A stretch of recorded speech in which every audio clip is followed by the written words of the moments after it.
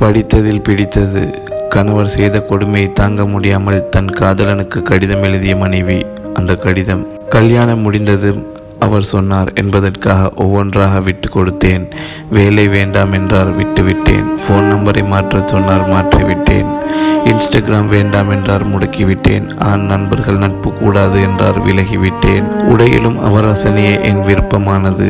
Leggings போட்டால் கால் தெரியும் என்றார், சுடிதாருக்கு மாறினேன். ஹீல்ஸ் வேண்டாம் என்றார், தூக்கி எறிந்தேன். ஜாக்கெட்டிலும் டிசைன் வேண்டாம் என்றார், கழுத்து வரை மூடிக்கொண்டேன். மேக்கப் வேண்டாம் என்றார், போடவில்லை. உதட்டு சாயம் கூட பூசவில்லை.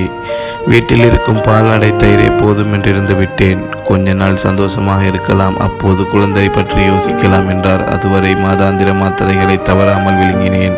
7 நாளும் அவருக்கு பிடித்ததை சமைத்தேன். ஆனால் அவர் வார இறுதியில் நண்பர்கள் கூட சுத்திவிட்டு நள்ளிரவு தான் வருவார். ஒரு நாள் இரவு 1 மணிக்கு ஒரு பெண்ணின் பெயரில் இருந்து ரீச்ட் என்று மெசேஜ் வந்தது.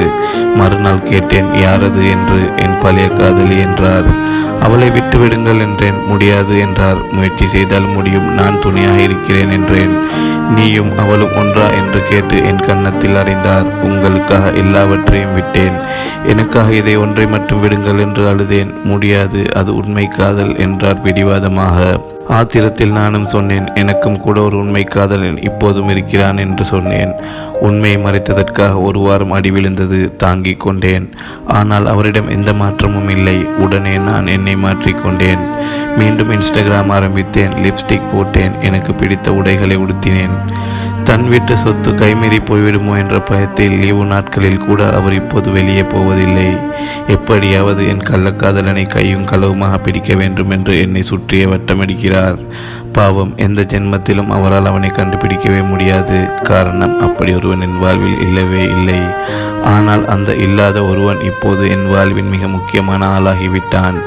நிஜத்தில் இருந்த அந்த பழைய காதலியை விட கற்பனையில் இருக்கும் என் காதலன் தான் என் வாழ்க்கையை மீட்டெடுக்கிறான். அவனுக்கு முகவரி இல்லை, உயிர் இல்லை. ஆனால் என் குடும்பத்தை காப்பாற்றும் மந்திர சக்தியாக மட்டும் இருக்கிறது.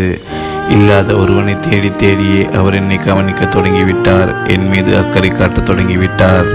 அவர் அறியாமலேயே என்னோடு நெருக்கமாகிவிட்டார். என் கணவர் தேடும் காதலன் மிக திறமையானவன். அவனை தேடி தேடியே என் கணவர் என் கூடவே சுற்றுகிறார். என் போனில் மெசேஜ் வந்தால் யாரது என்று பதறுகிறார். லேப்டாப்பில் பாஸ்வேர்டு இருந்தால் யாரிடம் பேசுகிறார் என்று துடிக்கிறார். எந்த பாவமும் அறியாத என் காதலன் தான் இப்போது என் கணவரை என்னிடம் கட்டி போட்டிருக்கிறான்.